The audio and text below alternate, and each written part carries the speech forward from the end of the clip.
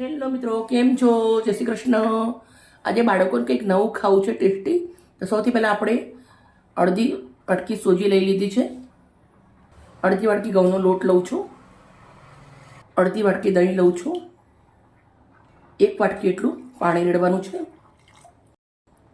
હવે આપણે આને પીસી લેવાનું છે. 2 મિનિટ પીસી અને રેડી કરી દીધું છે. આના જોડે આપણે ચટણી બનાવવાની છે. ચટણી બનાવવા માટે મેં લાલ મરચાં લીધા છે. મરચાં નાના મિક્સરના જારના અંદર આપણે કટ કરી દેવાના છે. આના જોડે ચટણી જોડે બહુ જ સરસ લાગે છે. આપણે સાથે થોડું લસણની કળી લઈ લઉં છું, 4-5 નંગ. 1 નંગ ટામેટું લઈ લઉં છું, એને પણ આપણે કટ કરી લેવાનું છે. થોડું જીરું લઉં છું, થોડું મીઠું.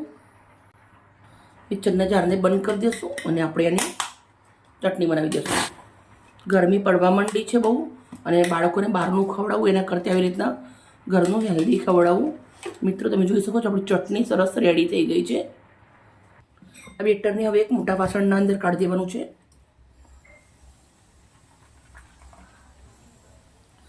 પાંચ મિનિટ સુધી ઢાંકીને રહેવા દઈશું. હવે આપણે ચેક કરી લઈશું. થોડી હિંગ નાખું છું, થોડું મીઠું, થોડું જીરું હાથથી મચડીને, 1 ચપટી સાજીના ફૂલ. હવે આપણે આને મિક્સ કરી દેવાનું છે.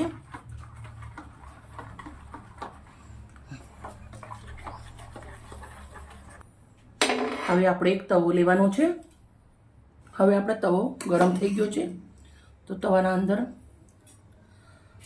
થોડું થોડું આપણે આવી રીતે બેટર મૂકી દઈશું.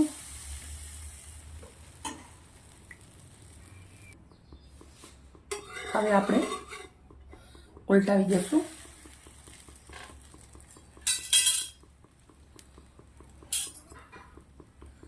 હવે આપણે થોડું એવું સિંગ તેલ લગાવું છું.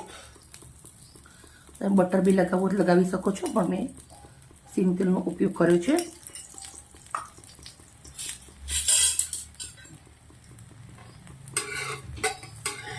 બંને બાજુથી આપણે આને સરસ શેકી લેવાનું છે.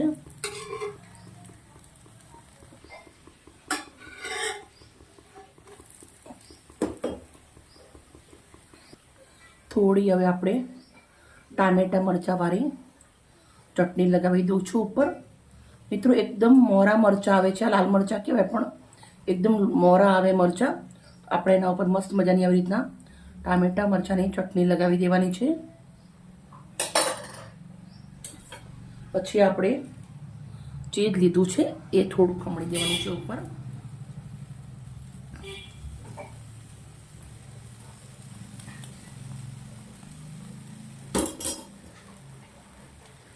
થોડોક એવા ચીલી ફ્લેક્સ નાખું છું, થોડો એવો ઓરેગાનો નાખું છું. 2 મિનિટ આપણે તવા ઉપર જ રાખવાનું છે. મિત્રો, આપણો નાસ્તો બની અને રેડી થઈ ગયો છે. ઘઉંના લોટ અને સોજીમાંથી આપણે કેટલો સરસ મજાનો નાસ્તો બનાવી દીધો છે, તમે જોઈ શકો છો. બાળકોને મજા પડી ગયા ખાવાની. બીજો પણ હું એક આવી રીતે બનાવી દઈશ. મિત્રો, તમે જોઈ શકો છો આપણો નાસ્તો સરસ મજાનો બની અને રેડી થઈ ગયો છે. તો મેં 2ના જગ્યાએ મેં 3 નંગ બનાવી દીધા છે. બાળકો માટે સરસ મજાનો આપણો નાસ્તો રેડી થઈ ગયો છે. મારો વિડીયો સારો લાગ્યો હોય તો પ્લીઝ એક લાઈક કરજો. મિત્રો, મારો નાસ્તો એકદમ હેલ્ધી છે, સાથે ટેસ્ટી છે. મેદાનો ઉપયોગ નથી કર્યો, અને આપણે સોજી અને ઘઉંના લોટથી બનાવ્યો છે.